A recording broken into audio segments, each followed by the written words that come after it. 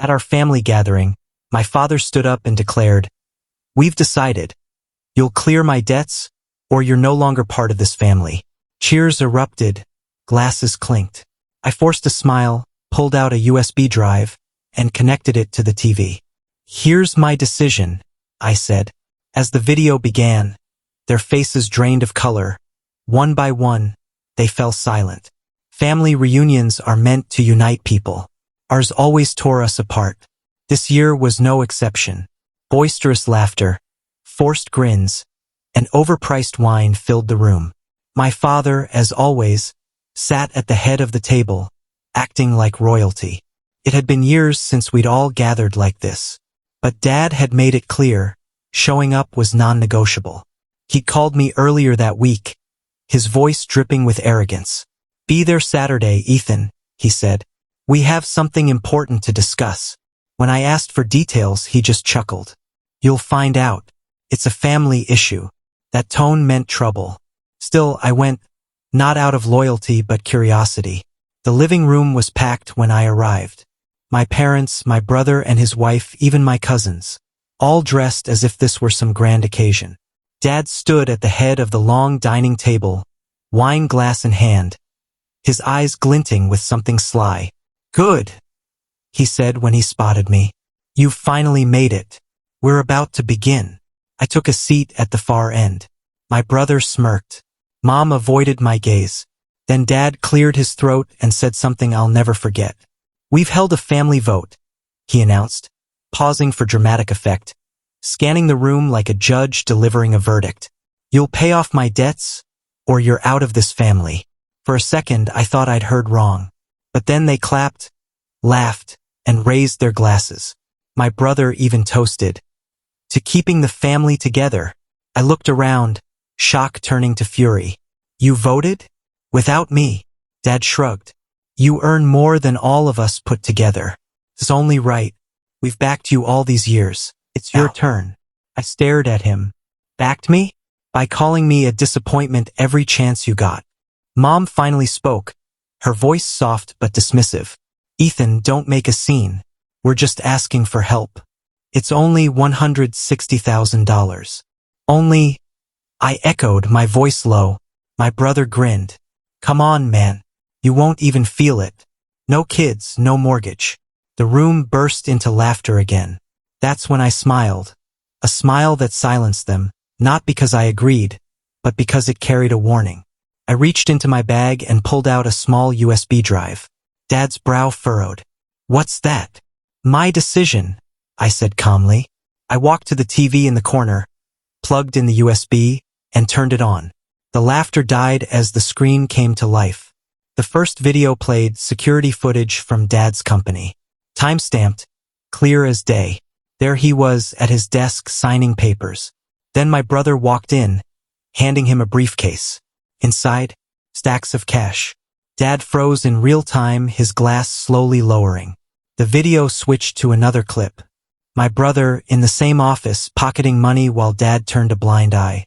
Mom gasped, her hand covering her mouth. "Ethan, what is this?" I didn't respond. The next clip rolled. Dad's assistant, speaking nervously to someone off-screen. "Mr. Carter's been funneling company money into his personal account. I stayed quiet before, but he's months behind on payroll." The room went silent. Dad stood, his voice trembling. "Where did you get that?" "Public records," I said. "Your company's bankruptcy filings are accessible now." My brother jumped in, his voice shaky. "You hacked this. You're trying to ruin us." I turned to him, steady as ever. "No. I'm just revealing what you've already ruined." The next clip showed my brother in a parking lot, late at night, handing a stranger an envelope. His voice came through clearly. "Don't tell Dad. He doesn't need to know where the extra cash came from." Mom's voice broke. "James, what did you do?" He stammered. "It's not what you think." I stepped back, arms crossed. "It looks like you both built Dad's debt problem together. You've been skimming from the company for years." Dad's face went ashen. His voice cracked. "You planned this." "No," I said simply. "I just captured the truth." For years they'd mocked me, called me paranoid, overly sensitive, disloyal. Said I didn't belong because I didn't follow their rules. But tonight, the rules shifted. As the final video ended, the screen went dark. The silence was deafening. I looked around the table, those smug faces now pale with dread. I smiled again. Well, I said softly, that's my decision. Dad's voice wavered. You're bluffing. No one will take you seriously. I shrugged. Maybe, but the IRS will. Mom's voice shook. Ethan, please, don't do this. I looked at her, the woman who'd watched me be belittled my whole life and never spoke up. I didn't do anything, Mom. You all did. I just brought the evidence. I unplugged the USB, slipped it into my pocket, and headed for the door. No yelling. No farewell. Just silence. As I reached the door, Dad's voice stopped me. Ethan, hold on. I turned. He looked smaller, broken. He opened his mouth, but no words came. For the first time, he had nothing to say. I stepped into the rain. Cold. Quiet. Free. But that night, I didn't know this was just the start. Because within days, the videos wouldn't just shatter their pride. They'd unravel everything they'd built. 3 days later, the story hit the local news. My father's empire collapsed, my brother vanished, and the family that once cast me out now begged for my help. 3 days. That's all it took. 3 days for my father's legacy. His reputation, his business, his pride, to crumble. It began with a phone call. Ethan? Mom whispered, her voice trembling. The news, they're talking about your father's company. I turned on the TV. The headline blared. Local construction CEO under scrutiny for embezzlement and tax fraud. Dad's face. My brother's face. Their names in bold. The videos I'd shown had reached investigators, not because I leaked them, but because one of Dad's employees had. I wasn't the only one keeping evidence. The family business shut down overnight. Accounts frozen. Contracts terminated. Investors gone. The legacy they'd idolized was gone. For years, I'd been their punching bag. The failure. The outcast who didn't fit their mold. But now, I was the only one unscathed. I'd built my own career, far from their deceit, far from their name. A week later, Mom called again, her voice shattered. They've frozen everything, Ethan. Your father's in the hospital. My chest tightened, not from shock, but from weariness. He had a stress-related episode, she whispered. Your brother won't pick up. I don't know what to do. I sat at the same kitchen table where I'd once wept over their cruelty. The same silence that once made me feel small. But I wasn't small anymore. I'll come, I said softly. When I entered the hospital room, Dad looked frail. The man who'd once radiated arrogance could barely meet my eyes. He looked at me, confusion and regret in his gaze. Ethan, he rasped. Why are you here? I shrugged. You're still my father. He closed his eyes, tears slipping down his cheeks. I ruined it all, he whispered. I chased power and lost my family. I stayed silent. He opened his eyes. Did you hate me enough to expose me? I shook my head. I didn't do it to ruin you. I did it to stop hiding the truth. He looked away. For the first time, I saw he wasn't angry at me, he was angry at himself. Weeks passed. Dad stepped down publicly. The company was sold off. My brother tried to skip town, but the evidence pinned him down. He got community service and a tarnished name. Mom called often, not to manipulate but to connect. Her voice was softer, humbler. She'd started working part-time at a local charity. I needed to feel useful, she said one day.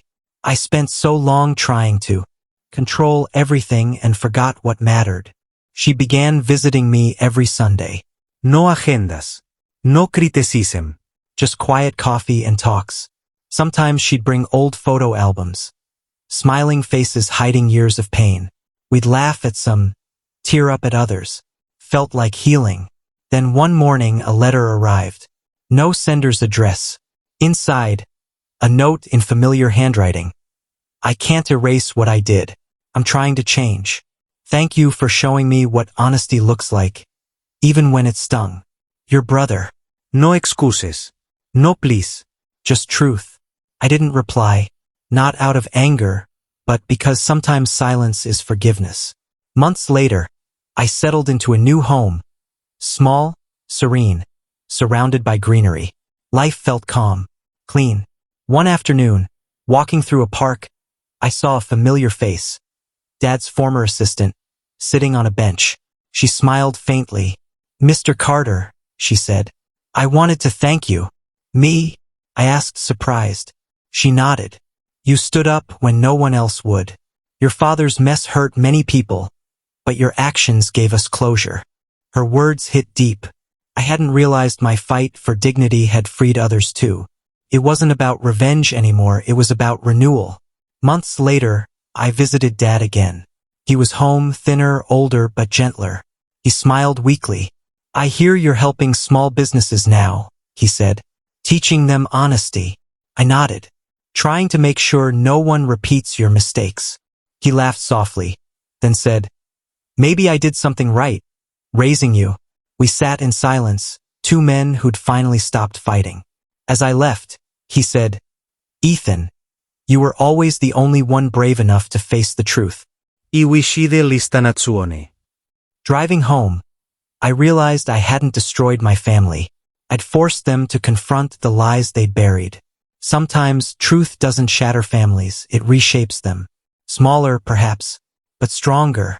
And for the first time, I didn't feel like an outsider. I felt free. Don't forget to like, subscribe, and hit that bell icon so you never miss a twist. Stay tuned to Reddit Tales Times for your daily dose of drama, laughs, and unbelievable stories.